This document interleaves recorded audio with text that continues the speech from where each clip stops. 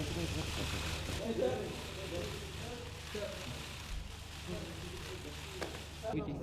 want what?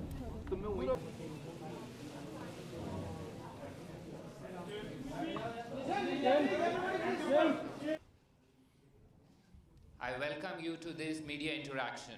Mera pyar bara namaskar. For those very generous words, I want to express we are deeply concerned about the latest break in the ceasefire and the aggression that these separatists, with Russian backing, Russian equipment, Russian financing, Russian training, and Russian troops are conducting. And we will continue to take the approach that we've taken in the past, which is to ratchet up the pressure on Russia. And I will look at all additional options that are available to us short of military confrontation in trying to address this issue. It is their duty and their conscience. They would want. My top priority has and always will be to make sure that our people on the ground in Yemen are safe. That's something that we have been emphasizing for the last several months and builds on the work that we've been doing over the last several years. It is a dangerous country in a dangerous part of the world. A second priority is to maintain our counterterrorism pressure on al-Qaeda in Yemen.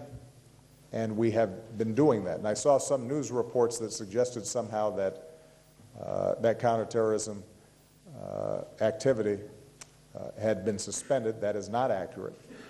We continue to go after high-value targets inside of Yemen, and we will continue to maintain the pressure that's required to keep the American people safe. We are concerned about what has always been a fragile central government and the forces inside of Yemen that are constantly threatening to break apart.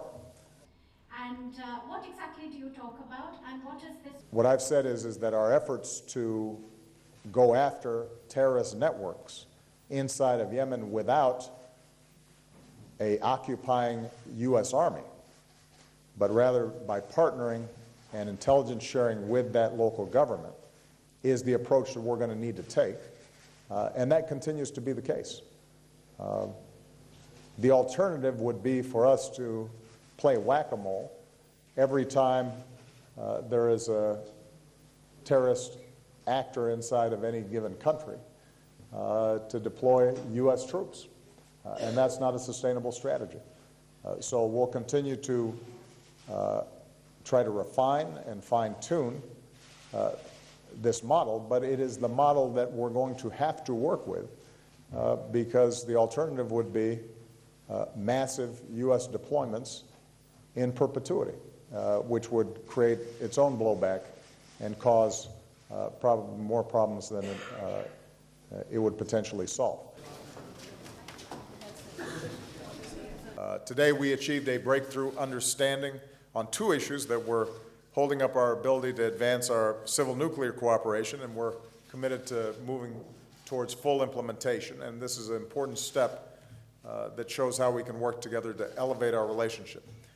We also, as the Prime Minister noted, agreed to resume discussions about a possible bilateral investment treaty. And we will continue to pursue export reform so that we can advance more high-tech collaborations with India. But there is pressure. When we think about the future generation, there should be no distinction between terrorist groups. Every country must fulfill its commitment to eliminate terrorists, safe havens, and bring terrorists to justice.